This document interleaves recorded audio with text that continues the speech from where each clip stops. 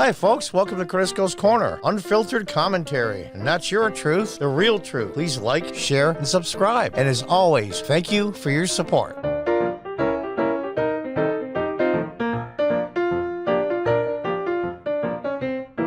Welcome back from Fox News.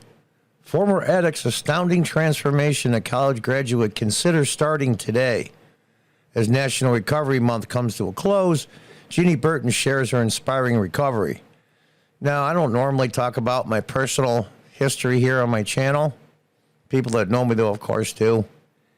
And I had a problem with alcohol for many, many years. Blew up a marriage. And this caused a lot of chaos in general for myself and the people around me.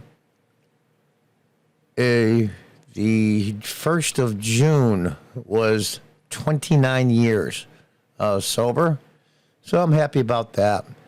And I wanted to showcase this a little bit because this is really remarkable what humans are capable of, both good and bad. And addiction, whether it be drugs or alcohol, is a complicated thing. Those of you out there that don't have any addictions find it as 99.9% the person's fault. I don't think that's true. A lot of it is genetic. A lot of it is their environment. In her case, her mother gave her drugs when she was young. It's kind of a heartbreaking story with a good ending, but it's complicated. And the person's got to want to hit bottom. And that's the reality of it. If you're addicted to drugs or alcohol, everybody has their own bottom. And you would think, well, you're in prison and you've been charged 5 or 6 times and you've lost your children and you have absolutely nothing and you're facing 3 or 4 years in jail. Is it that bottom? Well, not necessarily. Everybody has their own bottom. I reached mine. I was homeless several times in my life. I'm not embarrassed to say it, but I don't brag about it either. It's the tremendous power of the human spirit. That's why I think I'm so positive on the United States in our current situation, because I believe that the human spirit will overcome all the bad that's happening in our country. Not so much as drug addiction, but the United States historically has been the most resilient country in the world ever. Not even close. Is the closest second is not even close. And I think that carries over into our people as well. Let's read on. It's a really long article. I won't read it all. I'll scroll through it if you want to stop the video and read it. Jeannie Burton has been sober for 9 years. After struggling with drug addiction for most of her life, Burton got clean in 2012. The mom of 3 graduated from Washington State University with a degree in political science. In May, ahead of the ceremony, Burton, now 48, shared one of her graduation photos alongside a mugshot taken in 2005 as one of the most intense times of her addiction. Intense times is right. She had a tremendous heroin habit and was smoking a lot of crack cocaine. Now, I have there's some drug addiction and alcoholism in my family on my kid's mother's side as well. And it's tough. It's tough. Do you automatically have a genetic imposition to be an alcoholic or a drug addict because of your genes in your past? Not necessarily. But if you do have some in your family, just take extra care. When it comes to alcoholism, it's funny. Those of you out there that aren't alcoholics, and the vast majority aren't, there's one thing that you never could grasp. Alcoholics don't drink to feel happy. They don't drink to feel sad. They don't drink to have all these different emotions. They drink for one purpose and one purpose only, to feel nothing, literally. And I wanted to share that with people that maybe have a loved one or themselves are struggling. I know that feeling, that the pain and the hurt of the outside world is just too much sometimes.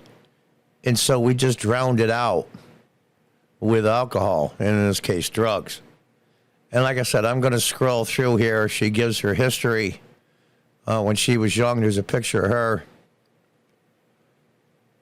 And, you know, even though she had loved school and as a child, I want to be an attorney, Burton said the last grade she finished was 6th grade. And she ended up thinking that caused her this. She ended up being just like her mother. And that's interesting how, over time, look at family members, older ones, that maybe had an issue with one of their parents. And as they got older, they ended up just like them. They ended up the thing that they hated. And it's really interesting. I'm not a psychologist. I don't know why that is. But I'll just scroll through here, like I said, because I think this is worth mentioning. How she was arrested again, in and out of jail. Here she is when she was 7. She's a nice-looking kid. Recognized the problem was me. And it wasn't my mom did to me. It wasn't the abuse that I experienced from my husband, but it was the choices that I was making. And like I said, I'll scroll through. And here's a pretty dramatic picture here. This is a picture here when she was arrested. And you can see that there's quite a difference in the two pictures. One in 2005 and one currently.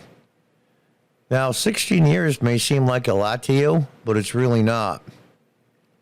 And it's a long, tough journey, believe me. And those of you who don't believe that it's her, see the tattoo on her right neck? That's the same. And it does look like her.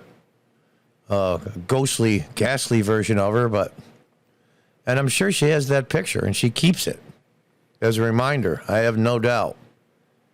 And more kudos to her. And it goes on, tell but her 15-year-old daughter moved to San Diego. Her other two kids are older. When people see that, they can relate with that kind of thing to themselves. Well, it's been done before. So-and-so has figured it out. Maybe I can give it a try. Yeah. Yep. And it goes on to tell another story about a Canadian. There she is again.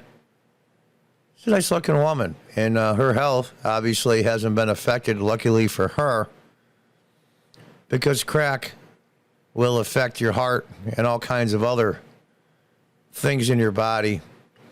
And like I said, I'll scroll through this if you want to read the article.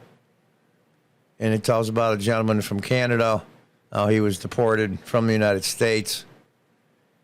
And for Bird, she continues to participate on Narcotics Anonymous and sponsors women who are also in recovery. It's really important to me to be around people that have common goals, Burton said. And that she had what some in addiction recovery call a built-in forgiver, which means she forgets, a built-in forgetter, which means she forgets how harmful it is to her when she uses drugs. Because of that, she has tried to cultivate her circles around people who don't use drugs or drink. And stop selling yourself short. You don't know what tomorrow might bring, so you might consider starting today. And, to be honest with you, not to give out too much personal information, but in 1992, when I decided to quit drinking, and in 7 years, I was a member of Binghamton City Council in upstate New York. And I was pretty proud of that. You pull yourself up that high. And then to be in City Council president in 2006. So it can be done. It has been done by millions of people. And I consider drugs one of the biggest scourges in this country. Now we had the fentanyl problem, crack cocaine back years ago. I'm sure they're still around, but fentanyl seems to be the new drug of choice. Drugs are like fashion. They come and go. When I was a young man in the 70s, heroin was really big. Now that's making a big comeback. And so what's the human condition? It's tough. It's tough. I want them to see it doesn't matter how old we are. We can make a new decision at any moment, Burton said. It doesn't mean that it's not going to be hard. She had I specifically shared those pictures for that purpose. Show the contrast and to say, I don't care where you're from, what you've done, and what your life looks like and how old you are, you can do this. And then it gives the 800 number for people that are struggling with substance abuse or mental health issues. And there's other 800 numbers for domestic abuse. I know what she's talking about. I've been down that road. I'm up in upstate New York in the middle of February. It's cold as hell. I'm sleeping in a parked car that's not even my car because I had nowhere to go. And it's tough. It's tough. And it's really hard to climb out of that hole. I'll leave you with this. I heard an expression once. If you want to get out of the hole, you need to do one thing and one thing only. Stop digging. And until the next time, goodbye and good luck.